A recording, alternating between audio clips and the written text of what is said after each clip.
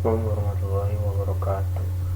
Perkenalkan, nama saya Raffi Aditya Pratama dari Prodi Biologi A 2021 dengan NIM 13086211030. Ingin mempresentasikan tugas presentasi PPT Genetik Unit 3 19-21 dan rekan saya Raffi Riaza dan Kalisa Diasmoro dengan NIM 130862110. Konsep 19.1. Virus terdiri dari asam nukleat yang dikelilingi oleh mantel protein. Para peneliti menemukan virus pada akhir 1800-an dengan mempelajari penyakit tanaman, penyakit mosaik tembakau. Virus adalah genom asam nukleat kecil yang tertutup dan berutai tunggal atau AM protein, kapsid, dan kadang-kadang amplop viral membran. Si genom mungkin DNA atau RNA gambar. Lalu ini adalah gambar figur 19.1. Bagaimana virus membuat lebih banyak virus dengan mereplika, ada translasi hingga akhirnya menjadi virus yang baru.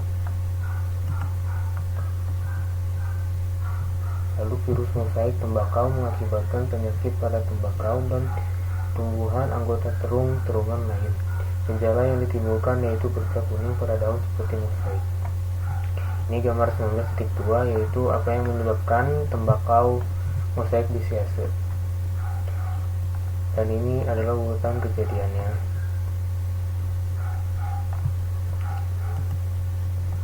Lalu virus memiliki struktur yang sangat sederhana karena tidak memiliki sel. Virus memiliki sangat banyak jenis dengan bentuk dan ukuran yang berbeda-beda. Namun pada umumnya virus memiliki struktur yang terdiri dari asam nukleat atau genom yang dibungkus oleh kapsid. Memiliki lempeng dasar juga serabut ekor. Berikut penjelasannya. Ada RNA conforming making up kapsid. Lalu ada kapsid, ada DNA, ada protein spike, dan seterusnya. Bakteriophag, influenza virus, adenovirus, tobacco mosaic virus.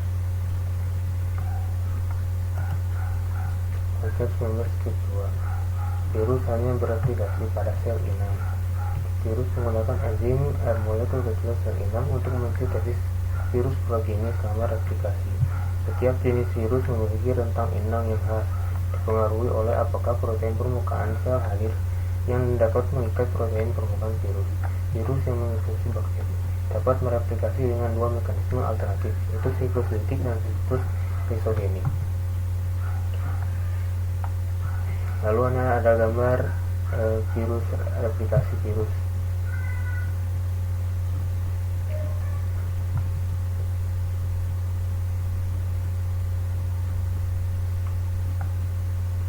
Urutannya dari virus memasuki sel, lalu ada mereplikasi viral genom, ada mentranskrip into viral RNA, lalu ada viral genom dan kapsid protein. Daur litik, siklus litik.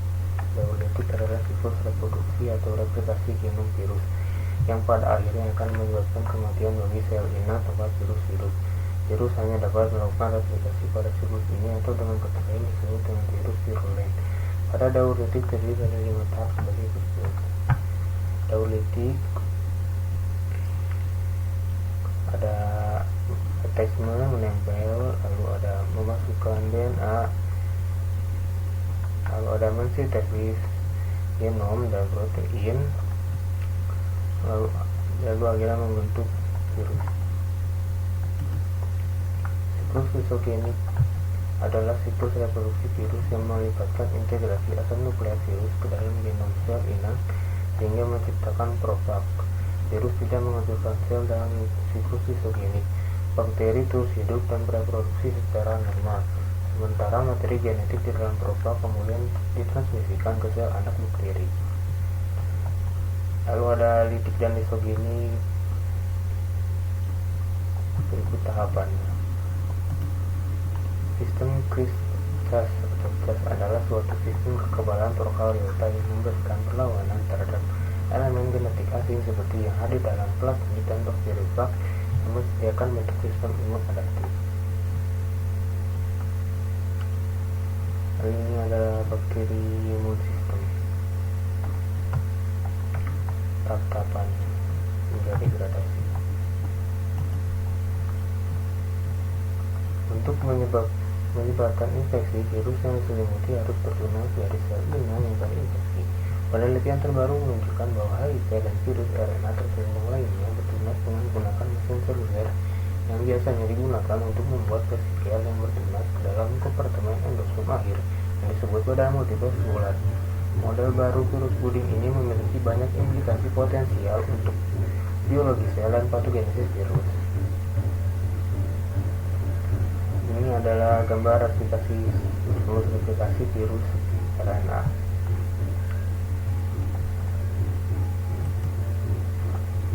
Menunjukkan sistem klasifikasi umum untuk hewan virus yang didasarkan pada materi genetiknya, ada double or DNA untai tunggal atau RNA untai ganda atau tunggal, dengan klasifikasi lebih lanjut dari virus RNA. Meskipun beberapa dan kebanyakan virus tumbuhan adalah virus RNA, variasi terluas dari genom RNA ditemukan di antara virus yang menginfeksi hewan. Ada 3 jenis genom RNA untai tunggal yang ditemukan. Ini adalah materi genetik, lalu ini klasifikasi dari virus. Virus HIV adalah virus yang menyerang sistem kekebalan tubuh manusia. Sebagaimana telah diketahui bahwa sel yang berperan dalam sistem pertahanan tubuh adalah sel darah putih. Virus ini merusak sel-sel limfosit yang merupakan komponen dari sel darah putih. Orang yang terkena virus ini akan menjadi rentan terhadap infeksi oportunistik ataupun mudah terkena tumor. Meskipun penanganan yang telah ada dapat memperlambat laju perkembangan virus, namun penyakit ini belum benar-benar bisa disembuhkan. Ini gambar siklus replikasi dari virus HIV yang menyebabkan AIDS. Lalu konsep 19.3, virus dan prion adalah patogen yang tangguh pada hewan dan tumbuhan. Gejala penyakit virus dapat disebabkan oleh bahaya virus langsung ke sel-sel atau respon imun tubuh. Vaksin merangsang sistem kekebalan tubuh untuk mempertahankan imun terhadap virus tertentu. Epidemi wabah penyakit yang meluas dapat menjadi pandemi epidemi global.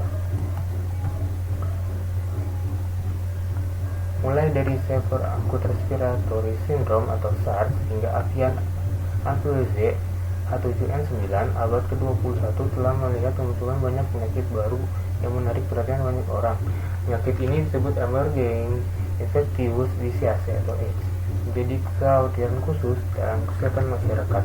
Tidak hanya karena penyakit ini bisa menyebabkan kematian pada manusia dalam jumlah besar saat ini menyebar, tetapi karena penyakit ini juga membawa dampak sosial dan ekonomi yang besar dalam dunia yang telah saling berhubungan saat ini. Ini ada emerging virus, ada virus Ebola, ada virus chikungunya, ada virus Zika. Lalu hubungan antara garis keturunan biologis yang terkait dengan keturunan yang sama disebut filogeni. Untuk menyimpulkan filogeni, perbedaan antara urutan genom dan protein yang selaras dikuantifikasi dan digambarkan dalam bentuk pohon, di mana spesies kontemporer dan nenek moyang mereka yang menengah dan yang sama menempati masing-masing simpul terminal, simpul internal, dan akar. Pohon dicirikan oleh topologi, panjang, cabang, bentuk, dan posisi akar.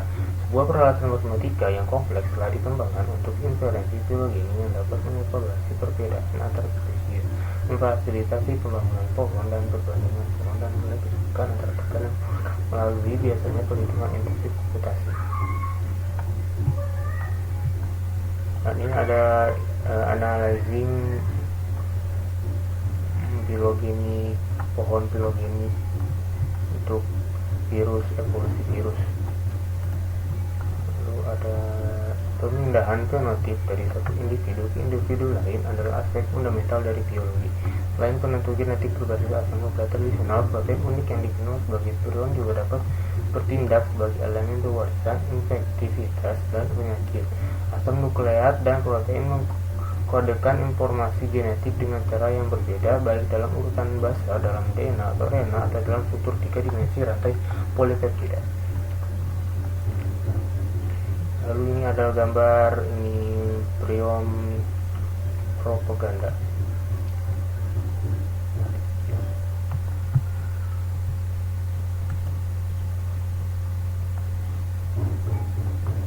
Cloning gen dan beberapa penggunaan gen cloning. Dalam diagram cloning gen yang disederhanakan ini kita mulai dengan plasmid. Awalnya diisolasi dari sel bakteri dan gen yang menarik dari organisme lain. Hanya satu plasmid dan satu salinan gen bunga ditampilkan di bagian atas gambar, tetapi awal bahan akan mencakup banyak dari masing-masing. Dan ini gambarnya. Hibridisasi asam nukleat, pasangan basa dari satu aldehyde asam nukleat ke urutan komplementer aldehyde dari molekul asam nukleat lain banyak digunakan dalam DNA teknologi.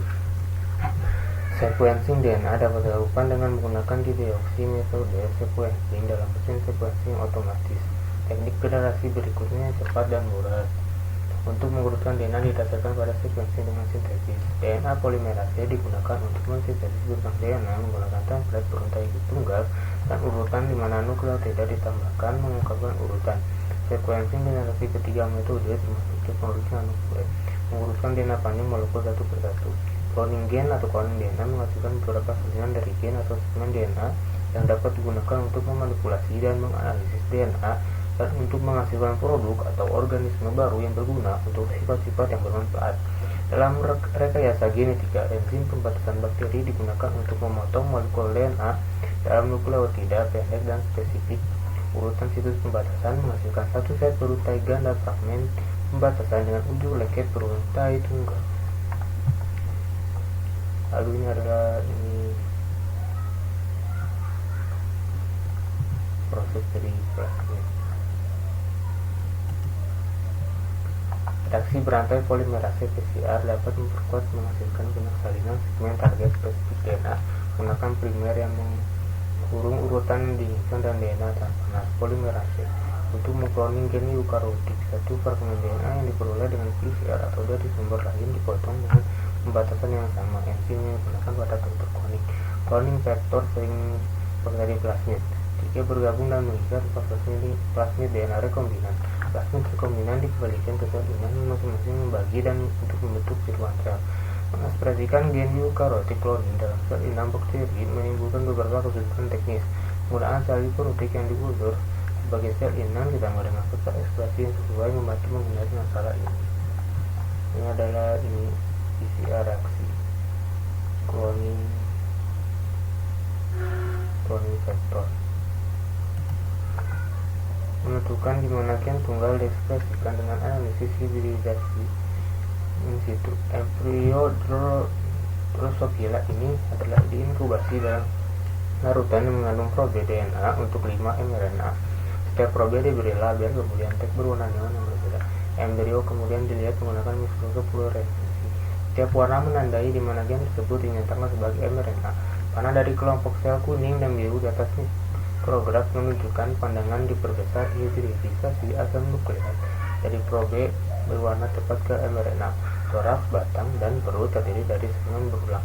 Sel-sel kuning mengekspresikan gen WG, berinteraksi dengan sel-sel biru mengekspresikan gen N. Berinteraksi mereka membantu membangun pola dalam segmen tubuh.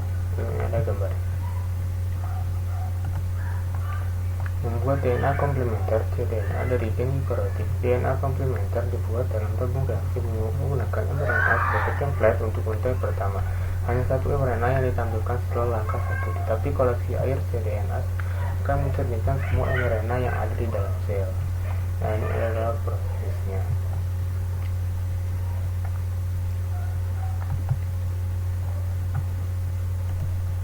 Penggunaan sequencing RNA untuk menganalisis ekspresi banyak gen. RNA-seq menghasilkan berbagai informasi tentang ekspresi gen termasuk tingkat ekspresinya.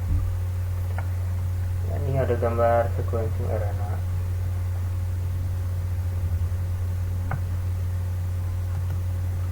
Menentukan di mana gen tunggal diekspresikan dengan analisis hibridisasi in situ. Embrio Drosophila ini adalah diinkubasi dalam larutan yang mengandung probe DNA untuk 5 mRNA. Setiap probe diberi label dengan tag berwarna neon yang berbeda.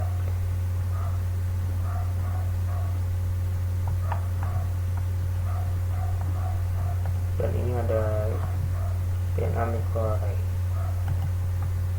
Polimorfisme nukleotida tunggal (SNPS) sebagai penanda genetik untuk alel terkait penyakit. Diagram ini menggambarkan wilayah genom yang sama dari dua kelompok individu. Satu kelompok yang memiliki penyakit atau kondisi tertentu dengan dasar genetik. Orang yang tidak terpengaruh memiliki pasangan aktif pada SNP tertentu lokus, sementara orang yang terkena memiliki pasangan C di sana. Sekali alel dipastikan terkait dengan penyakit yang bersangkutan, SNP yang bervariasi dengan cara ini dapat digunakan sebagai penanda alel terkait penyakit. Sel induk mempertahankan populasi mereka sendiri dan menghasilkan sel-sel yang berbeda. Dan ada proses stem cell untuk menggenerasi mendiferensiasi menjadi sel lemak, sel tulang, atau sel darah putih. Bekerja dengan sel induk hewan yang dapat diisolasi dari embryo awal atau jaringan dewasa dan tumbuh dalam budaya mengaktifkan diri relatif tidak berdiferensiasi sel. Sel induk embrionik lebih mudah tumbuh daripada sel induk dewasa dan secara teoretis dapat menimbulkan semua jenis sel dalam suatu organisme. Kisaran jenis sel yang dapat timbul dari sel induk dewasa belum sempurnanya diketahui. Ini adalah embryotic stem cell manusia.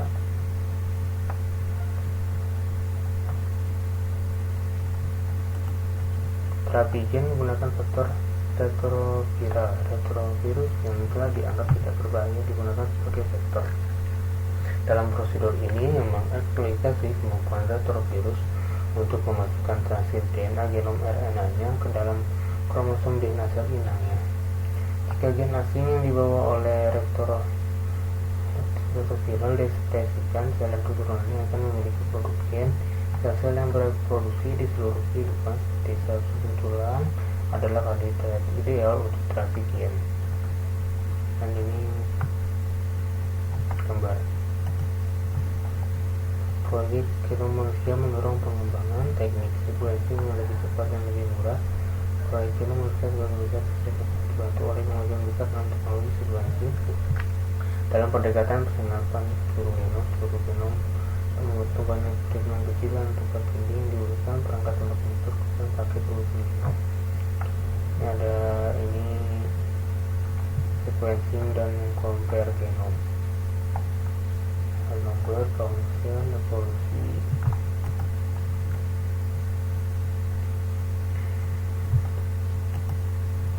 Konsep 21.2, para ilmuwan menggunakan bioinformasi untuk menganalisis genom dan fungsinya. Analisis komputer dari urutan genom membantu anotasi gen. Identifikasi urutan protein coding, metode untuk menentukan fungsi gen termasuk membandingkan urutan yang baru, menemukan gen dengan gen yang diketahui pada spesies lain dan mengamati efek eksperimental menentukan gen. Dalam biologi sistem, para ilmuwan menggunakan alat berbasis komputer bioinformatika untuk membandingkan gen dan mengumpulkan gen protein sebagai sistem keseluruhan genomik dan proteomik. Studi termasuk analisis skala besar interaksi protein, fungsional elemen DNA, dan gen yang berkontribusi terhadap kondisi ini. Ada ini National Center untuk Teknologi Informasi. Jaringan interaksi protein PPI suatu organisme berfungsi sebagai kerangka untuk sirkuit pensinyalannya yang memiliki respons seluler terhadap isyarat pengenalan genetik. Ada biologi sistem untuk interaksi protein. Konsep 21.3, genom bervariasi dalam ukuran, jumlah gen, dan gen.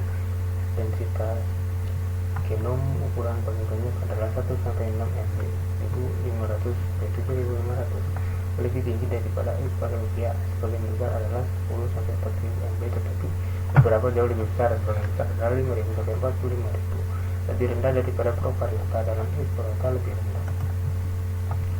Ada ukuran genom, size, dan estimasi nomor gen.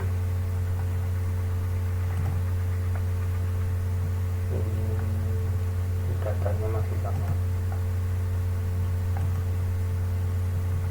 Sekian, terima kasih. Assalamualaikum warahmatullahi wabarakatuh. Berikutnya akan dilanjutkan oleh rekan saya, Ria Berangkansa Diasmoro.